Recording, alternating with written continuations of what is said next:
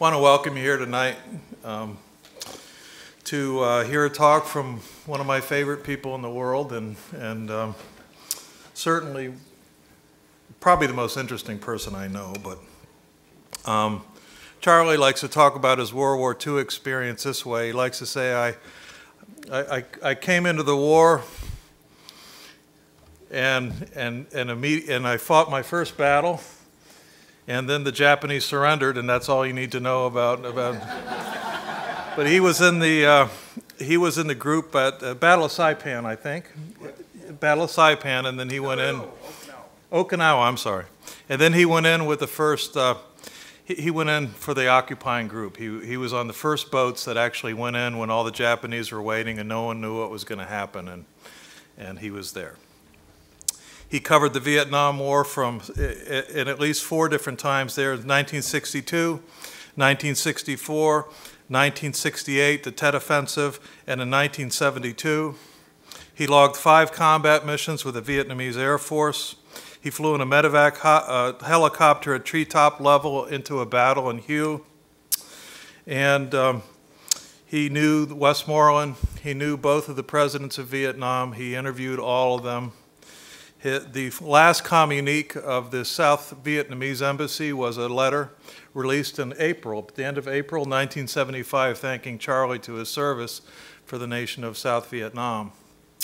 So tonight, he really wanted to talk about some of his experiences there, but especially some of the things related to the home front.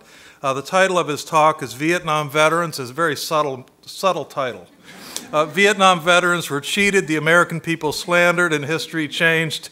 An explosive expose. Nothing in there about pedophiles or anything, but other than that, just a nice subtle title. So with that, we'll give to Mr. Wiley. Thank you, buddy. Thank you. Thank you much.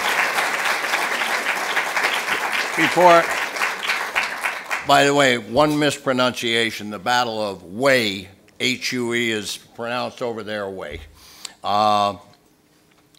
First of all, I want to congratulate the students that are here tonight.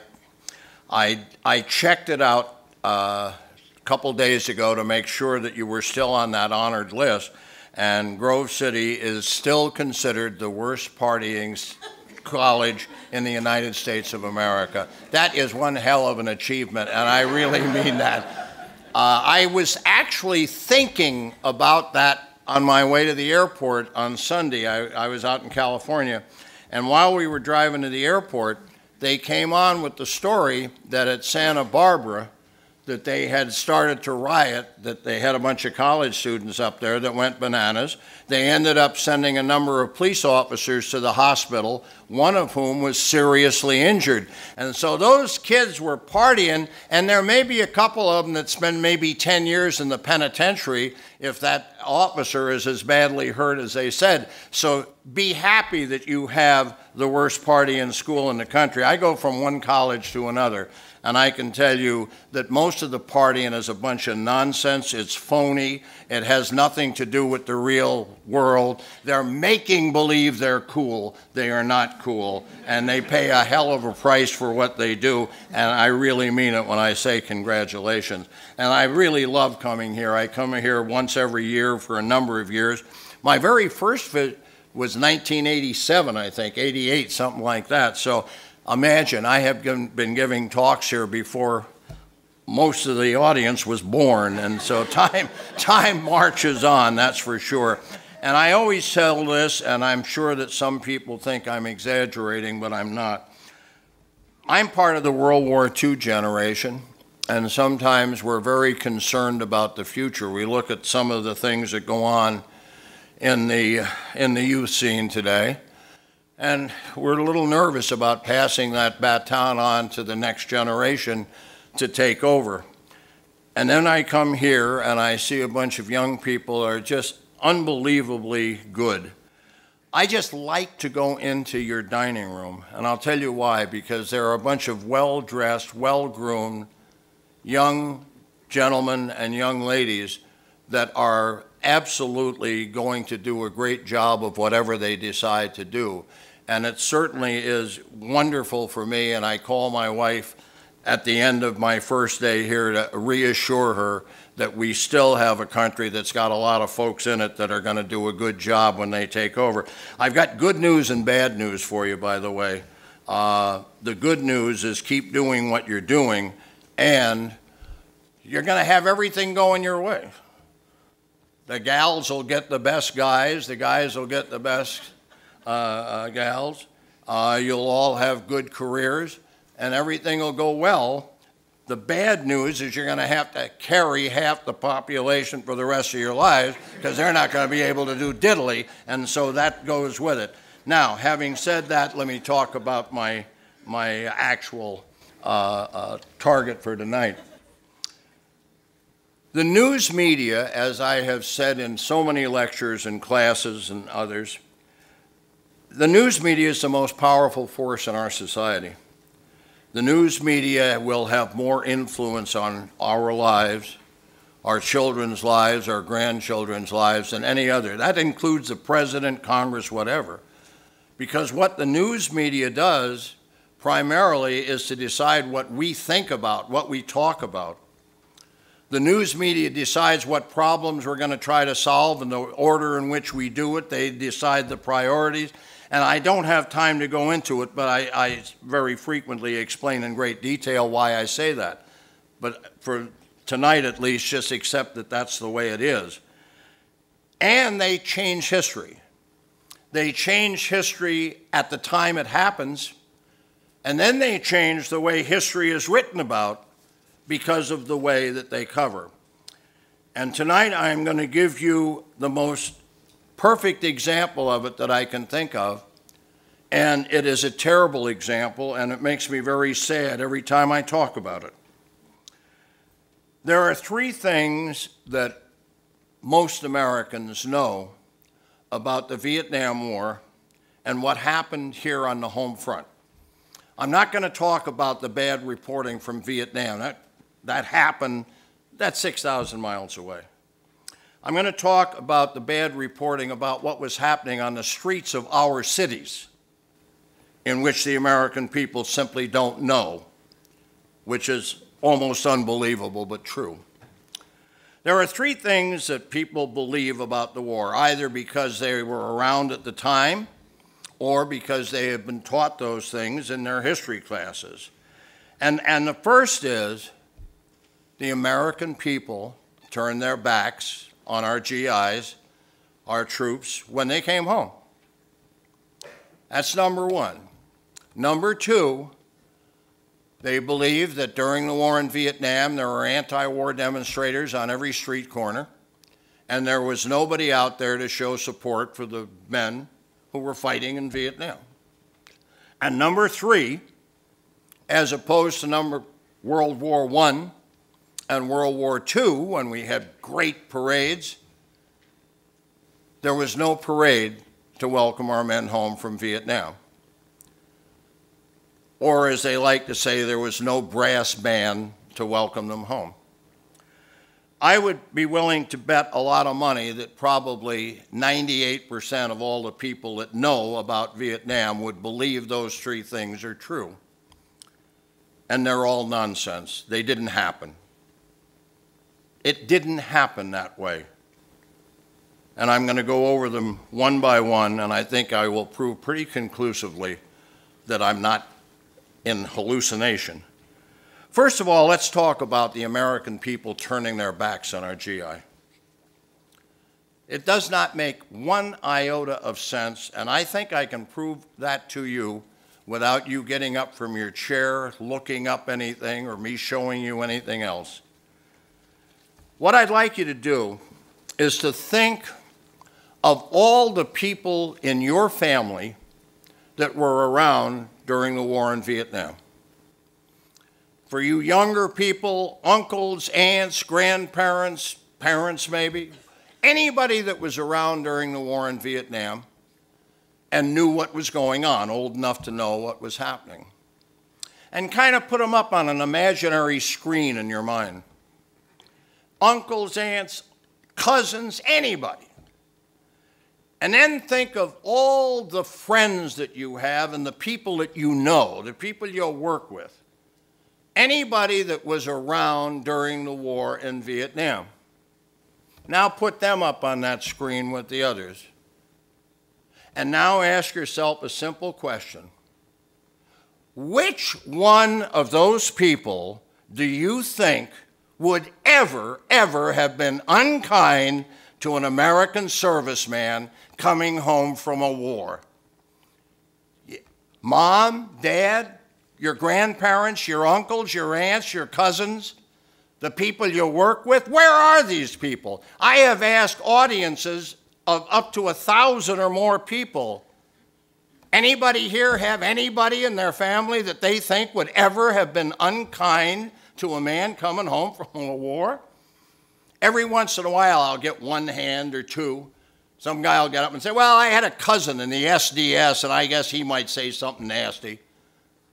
Where are these people? This idea the American people turn their backs, it's nonsense. It's an insult to the American people. It's slander. It is disgusting that we have taught 2 generations of Americans that we're the kind of people that would turn our backs on our kids. It's just simply not true.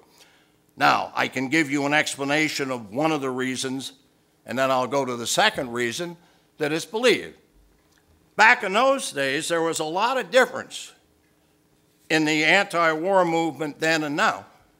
There's always an anti-war movement in every war, whether it was the War of 1812, World War I, II, even II. There was a lady that voted against going to war after Pearl Harbor. But the difference is this. Today you have people that are against the war, normal type people, and almost all of them are in that category. During the war in Vietnam, we still had a heavy-duty left-wing fringe in this country. They were not anti-war, they were anti-American. They wanted the other side to win the war. Now, there weren't very many of them, but they were fanatics. There were quite a few fanatics, not very many compared to the population, but, you know, they were in the hundreds probably across the country.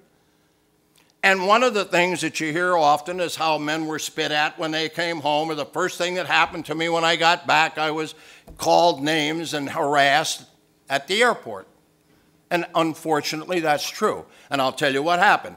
During the war in Vietnam, our troops went over not as units. They went over as individuals, one at a time. And they came back one at a time.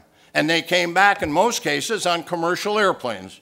They'd fly out of Tan Son Nhut to Singapore or Hong Kong or somewhere, and they'd get a Pan American airplane or whatever, and they'd land at one of 3 airports: San Francisco, SFO, LAX, Los Angeles. Some of them went up to Seattle, Tacoma.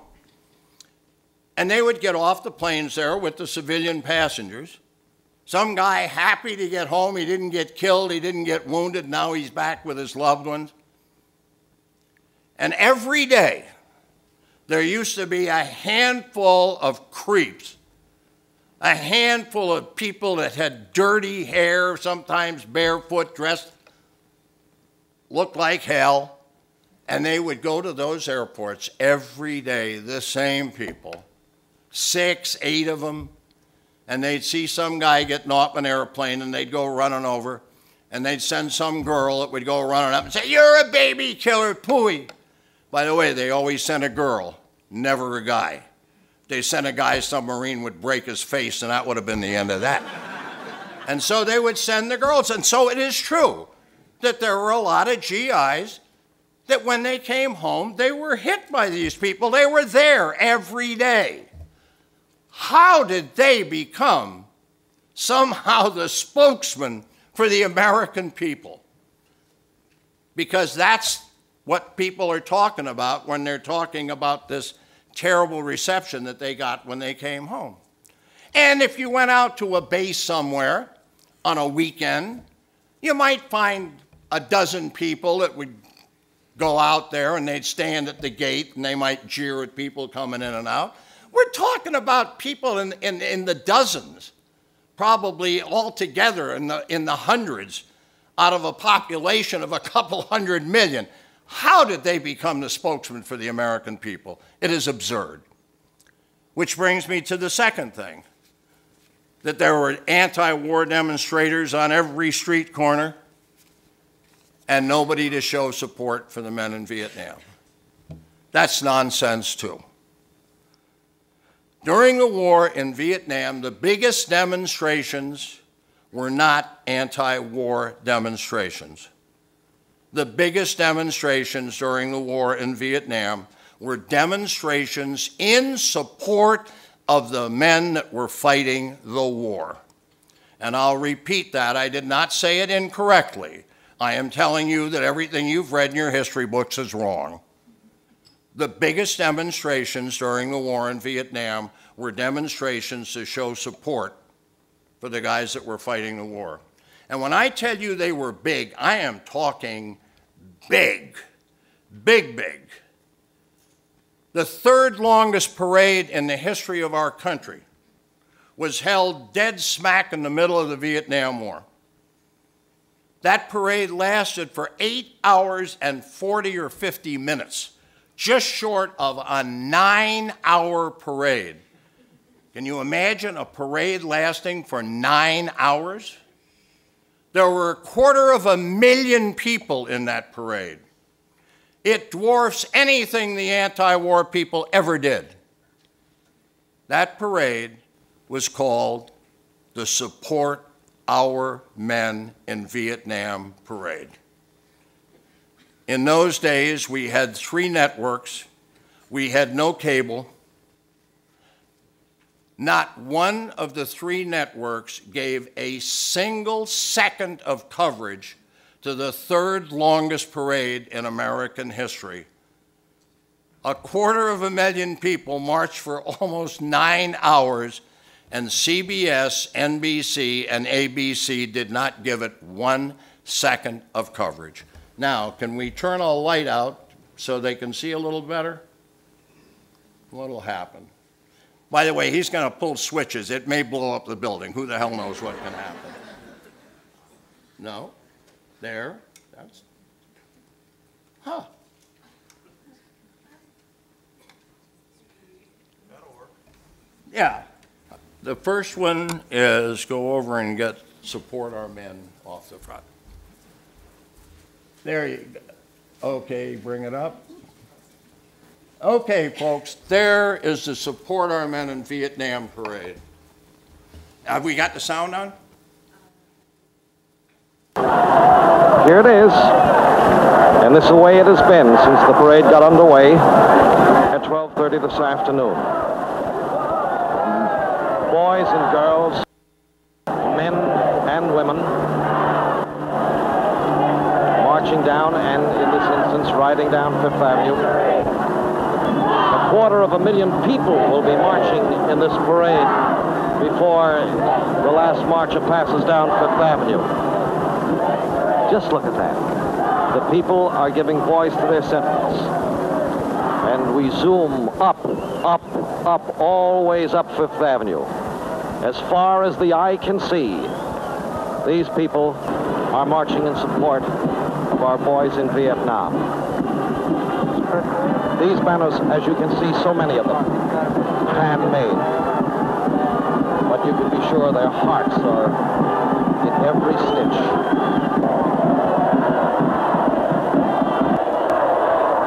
These are the young people now, giving voice to their feelings. Win in Vietnam. Let's go all the way with the USA.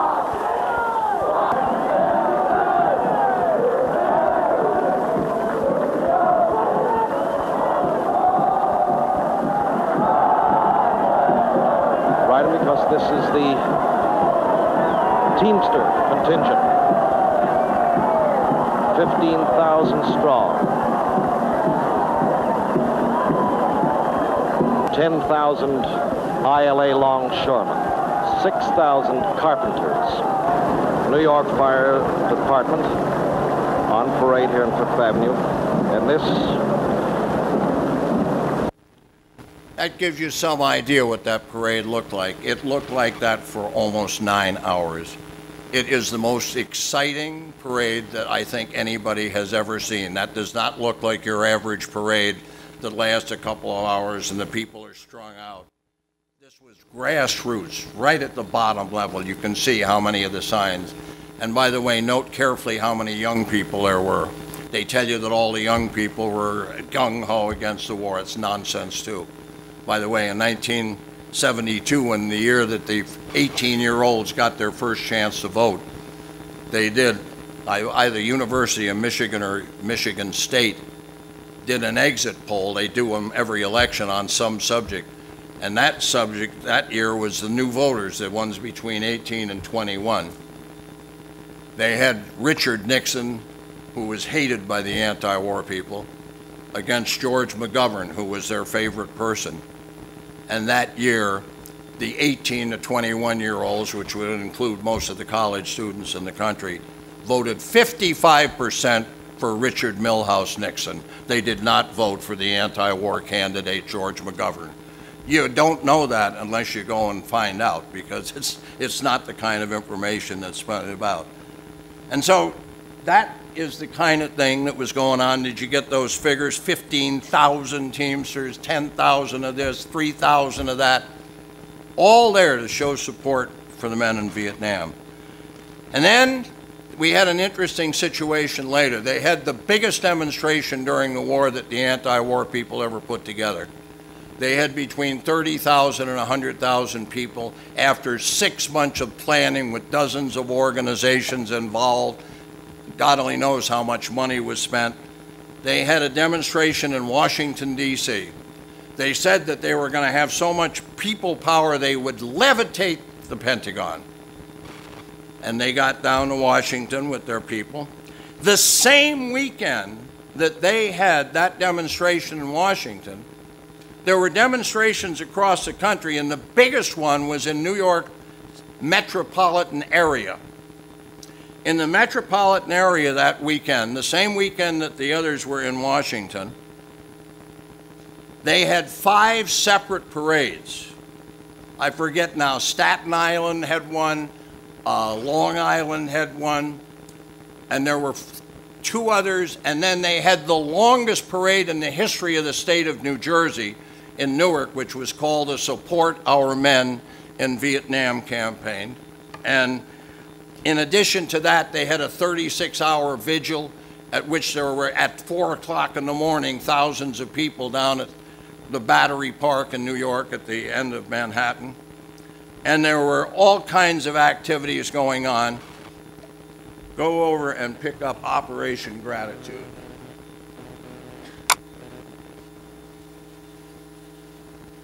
Note the headline. Hundreds of thousands joined back GI feats here. Note, hundreds of thousands. That took place the same weekend that they had the coverage in Washington. And now, go to Power of the Media, and then go to Study of Bias, and go down to Time Magazine. There she is. Time Magazine. Now, after that weekend, in which they had one demonstration in Washington, they had one in New York, where the headquarters is for Time Magazine. There's the front page of Time Magazine. As you can see, the entire cover is the demonstration in Washington. Inside of Time Magazine, 9 pages of coverage of the anti-war movement. 9 pages. Now, what kind of coverage do you think they gave the hundreds of thousands that were in the New York area? How about one sentence?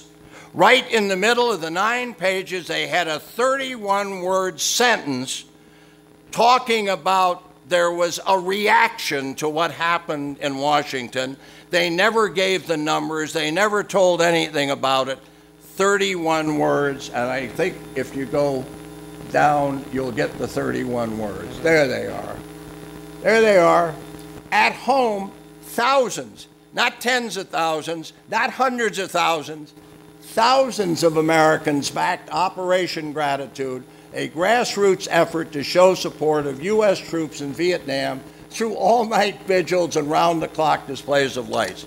That was the coverage they gave to hundreds of thousands of people showing support for the men in Vietnam, as opposed to 9 pages on the cover for the other side. Now, that's fair coverage, isn't it?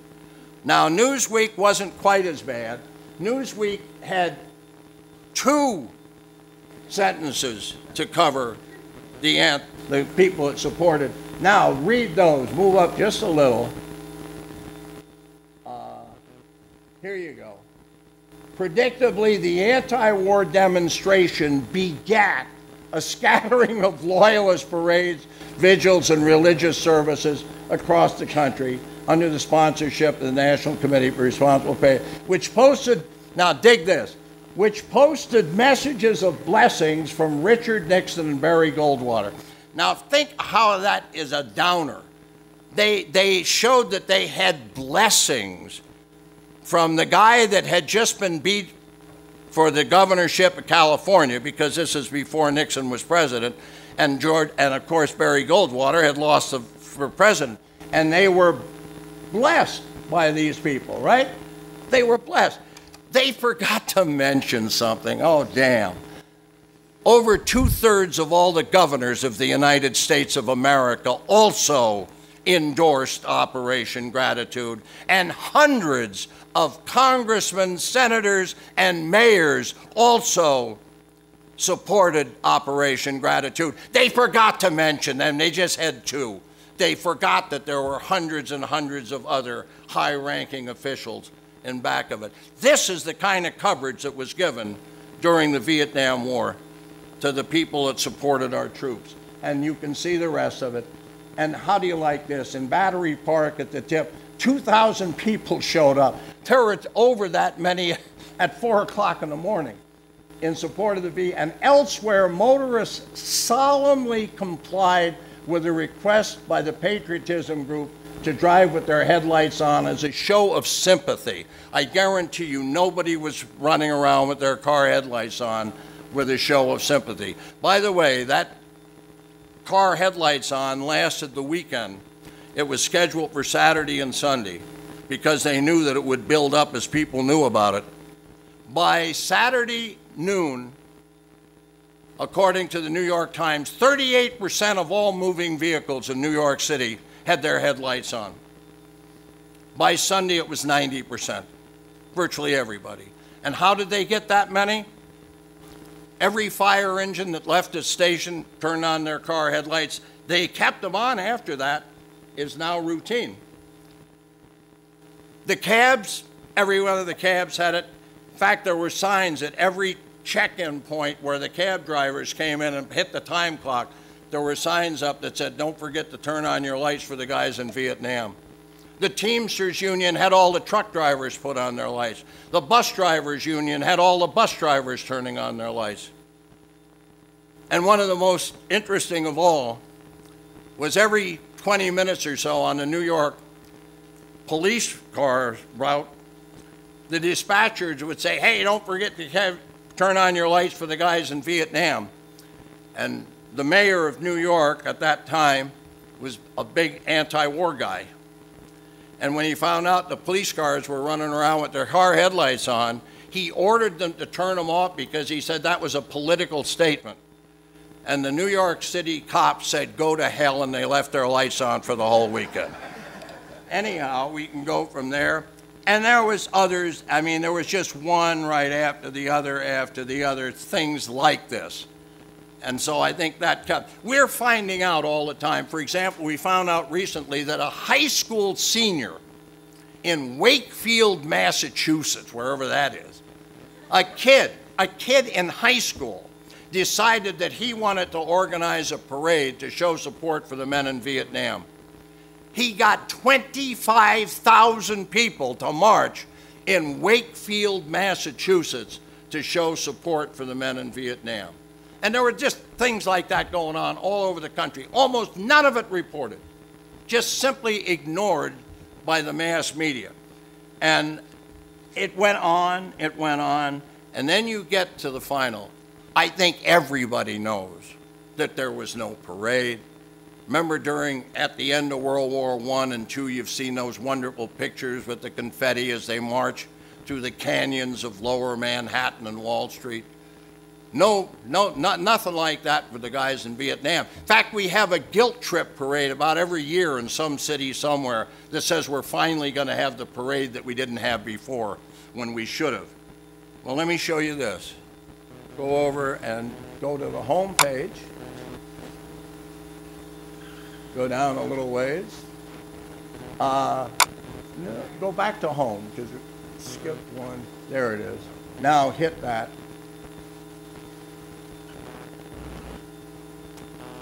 That, ladies and gentlemen, is the day the war ended for the United States of America. That is March the 31st, 1973. That is the day we took our last troops out of Vietnam and the war was over.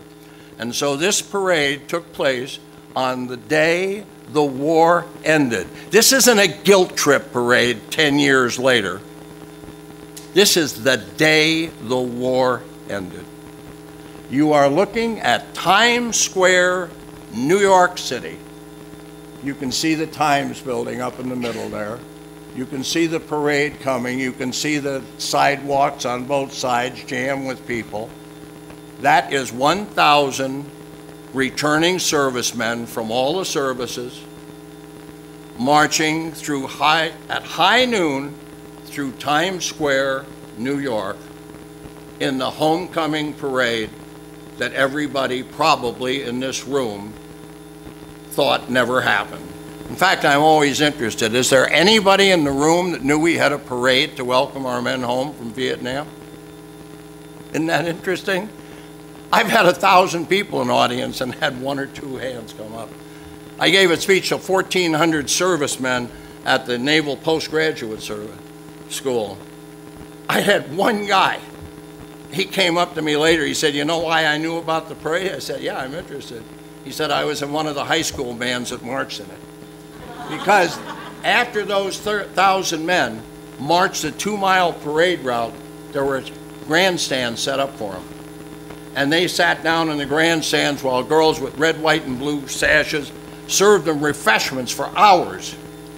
After the parade was over, they then went and $100 a plate dinner and top entertainers for the whole 1,000 men. Behind the 1,000 men, over 150,000 Americans got at the end of the parade route and they marched the 2 miles to salute the GIs who were coming home. Have you ever seen any war where the military people sat in the grandstands and the people marched by them to salute them? That never happened anyplace. It happened at the end of the war in Vietnam. That's what the American people thought about our GIs when they came home. By the way, they said there was no brass band to welcome them home. How about 100 brass bands to welcome them home? And nobody knows we had the parade. And you won't find a history book in America that records that parade that I have ever heard of. And I've asked a lot of people to check it out. That's the kind of news coverage that we got for the support that we were given to our guys in Vietnam. And last but not least, I want to read some. Well, I can show you a few more pictures that go directly underneath, and there you go.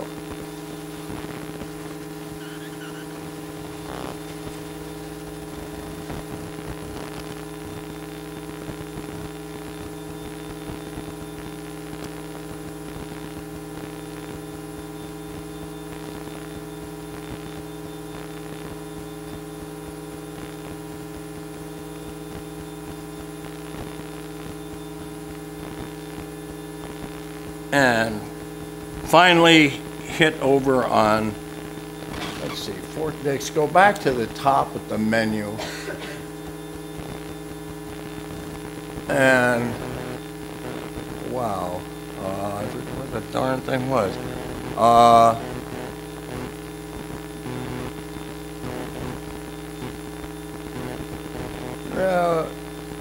Look under our vets again. No, then it's under support. somewhere there is a letter. Well, I'm going to read it anyhow, so if we don't find it, you can kind of play with that thing and see if you can find it, but I'm going to read it to you anyhow. This is the coverage in the Fort Dix newspaper the week after the parade to welcome our men home from Vietnam. And I'm not going to read it all, but I want to read some of it. They had the Home with Honor parade in New York City last Saturday. 1,000 servicemen, including 240 soldiers from Fort Dix, marched up Broadway, posed for a silent prayer at Father Duffy's statue in Times Square, and then continued on to Central Park West. Once there, they became grand marshals of the parade, entered the stands, and received the parade of upwards of 150,000 firemen, policemen, veterans, hard hats, and just plain people. The parade was sponsored by the Home with Honor Committee to honor those servicemen and women who served in Vietnam. As hard news goes, that's the story, but there's a lot more to it. There were good vibrations in New York Saturday, spontaneous displays of warmth and appreciation everywhere between the marchers and the crowd and the servicemen. As Staff Sergeant David Williams, the Army key man, put it, today the people of New York showed that they love us. All of the servicemen were volunteers, 240 men from each service, not the you, and you volunteer, but real volunteers, Vietnam veterans proud of their service who chose the parade over having the day off. It has to be the most unusual parade ever. When is the last time you saw military men on the reviewing stand watching civilians march by? And whenever did you see group after group of paraders stop to cheer the reviewing party and be cheered in return? Some anonymous hard hat in the parade tossed his to one of the soldiers as a souvenir, and by parade's end, most of the servicemen had caught a hard hat's hard hat. Flags, flags, flags everywhere, majorettes, pom-pom girls, snappy salutes, and hot dogs. And I have read this probably 100 times, and I never read it that I don't gag. And that is this line that says, the Home with Honor Committee said, the men and women who have served the United States during the war in Vietnam have come home with honor, and history will not record that there were no brass bands to greet them. And so the committee got 100 brass bands to greet them, and the history book said that there was no brass band to greet them. I guess if they put 1,000, maybe they could have got mentioned in Time magazine, maybe they'd give it a sentence. And anyhow, from there, it just goes on to talk about the men that were there and what they said. The best thing that could have happened, I've never been treated like this, honored like this before in my life. I cried when the paraplegic veterans came by. I was impressed by the whole thing, seemed so genuine. I thought the parade was outstanding. I was surprised and overwhelmed by the appreciation the people of New York City displayed.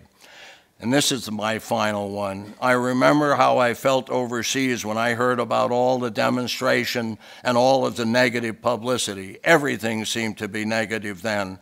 But you come home to something like this and it doesn't matter what happened.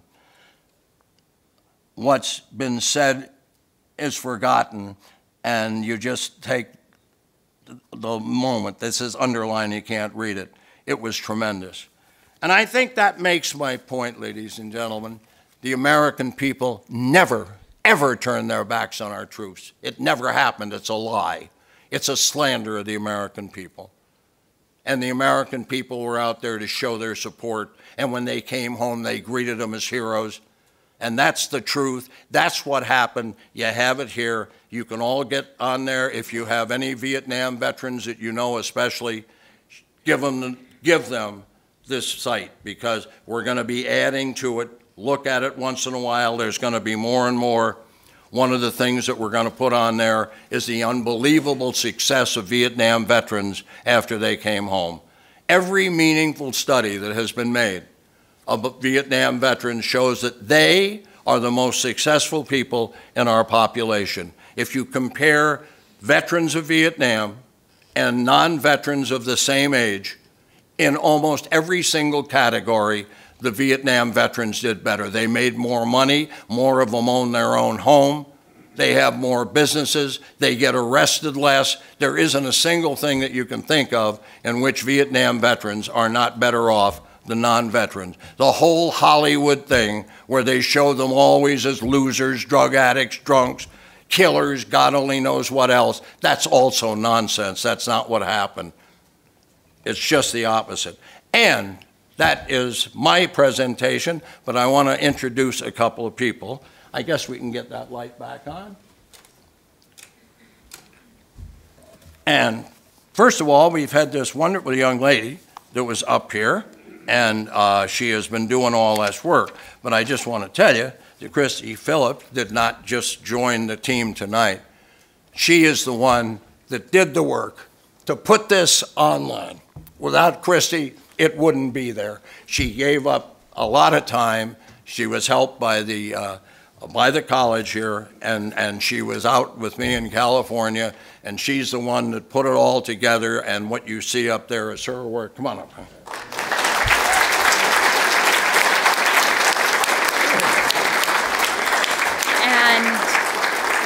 Let me just say it was an honor to be able to serve in this way. It was an amazing opportunity. I mean, I got to spend a number of afternoons and mornings with this guy, and he's great. And I am just still so blessed to have been able to work on this project. Bless you. And I know there's quite a few Vietnam veterans that are here tonight, some of who work at the college, some that don't. And I wish they would stand up and everybody can show them right here that we honor our veterans from Vietnam. Oh, come on.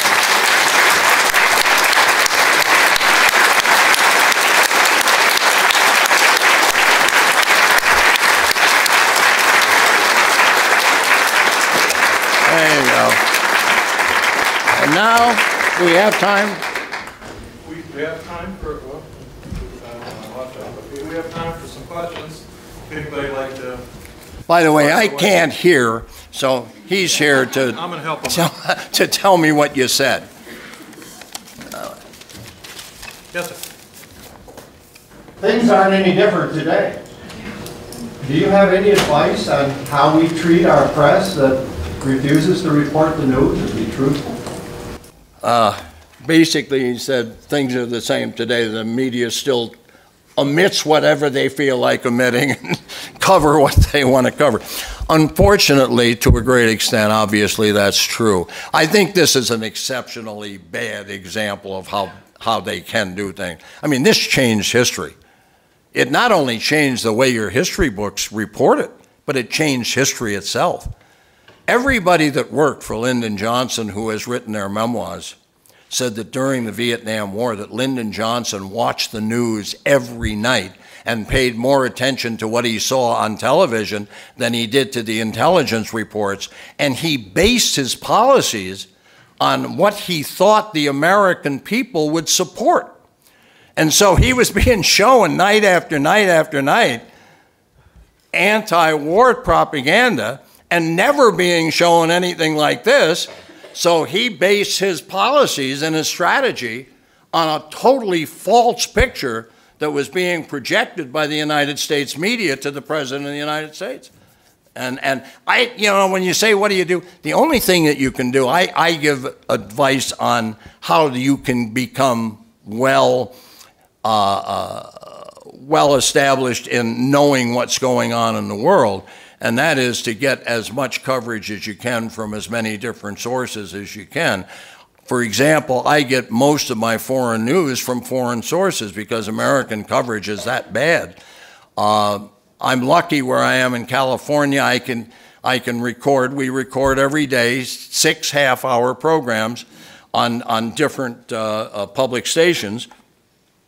Japanese television, German television, French television, Arab television, Israeli television, the BBC, and yeah, I guess that's 6, isn't it? And they are all in English. I mean, we're lucky we live in a country where the language is English, because English is the language of the world. You can get coverage from every part of the world in English. And I also watch, I can't get it on television, but I watch Chinese television, again, in English. You can get that online. So even if you don't get it on a station here, you can go online and watch. And that's the one way that you can get it. For example, right now the Russians are in a battle with the Ukrainians, right? You can get endless numbers of Russian television and radio and newspapers and magazines online in English, either originally in English or translated into English, and they'll give you the Russian side. And we're not stupid. We know they're going to do it.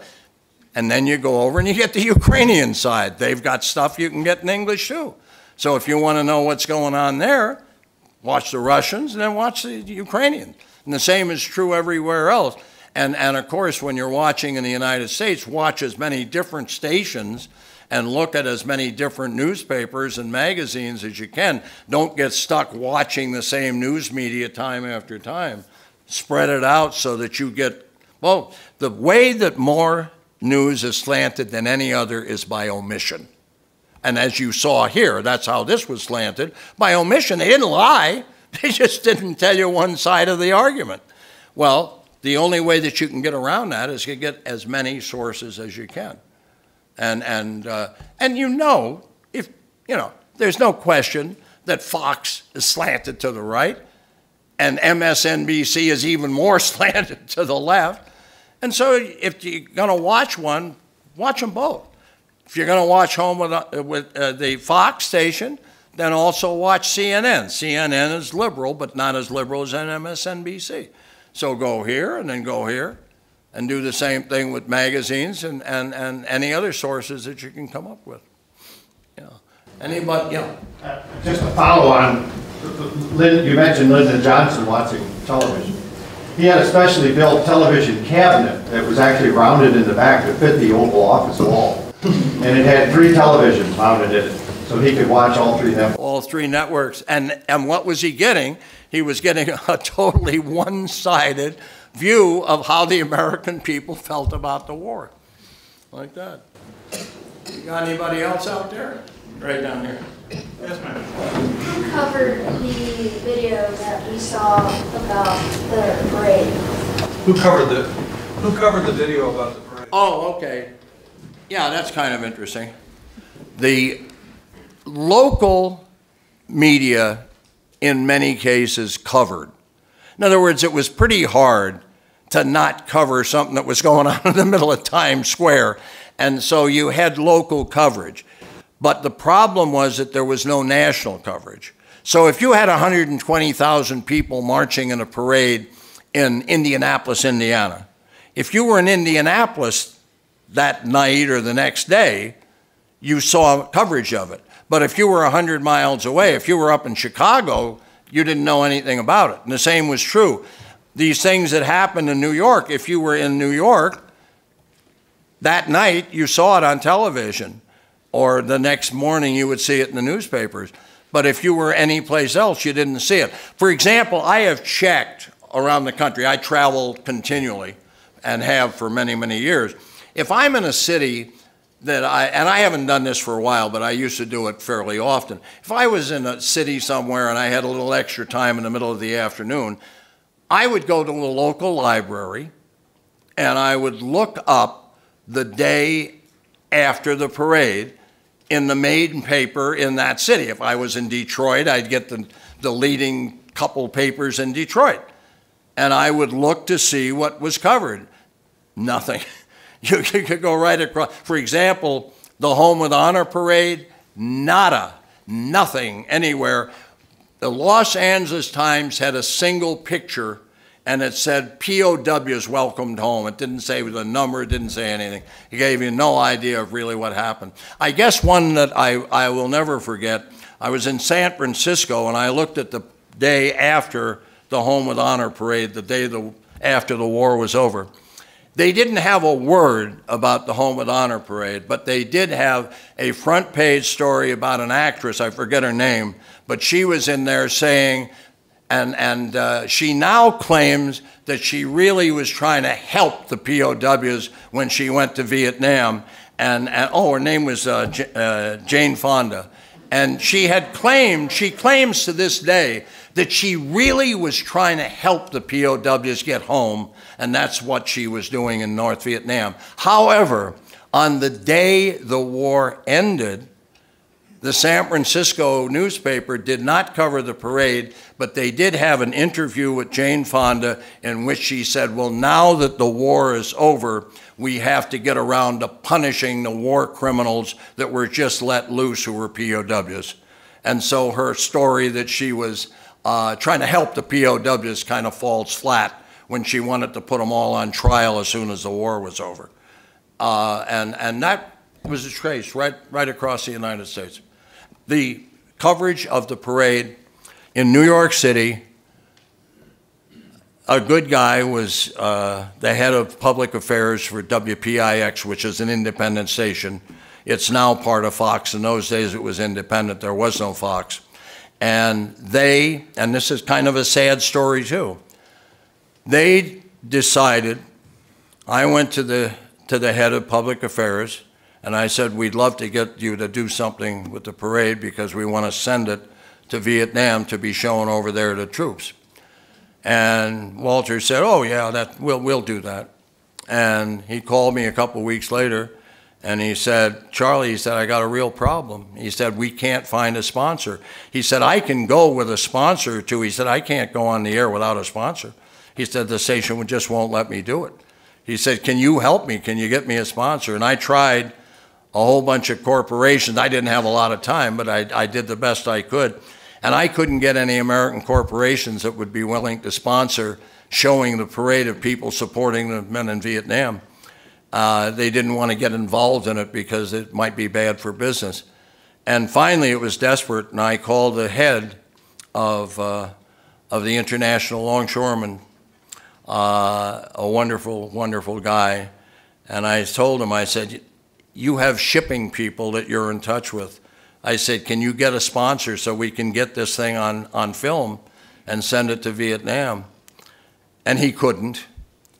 And the final bottom line was that the program that you saw, 2.5 minutes, that's really a half hour. We've got the whole half hour. And that half hour was sponsored by the International Longshoremen's Association and the Maritime Union, 2 unions. None of the capitalist businessmen wanted to put their money up there where their mouth was and show support for the men in Vietnam because it might be bad for business. That's the kind of people that we should be pointing the finger at, not the American people. By the way, the guy that did the narration is Jack McCarthy, who is probably the best parade narrator of all time. For about 30 years, he used to do the St. Patrick's Day parade in New York, and that was the high spot of the year for the entire Irish composition in New York City. And he volunteered to come and do that.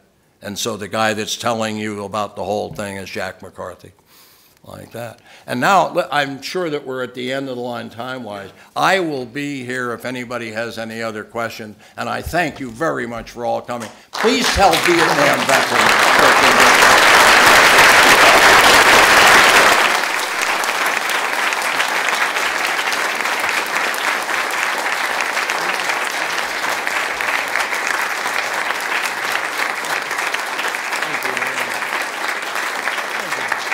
By the way, I should give you that, it's www.ncrp, that stands for National Committee for Responsible Patriotism, .us, and that's the one where people screw up. They put com or they put net or biz or whatever.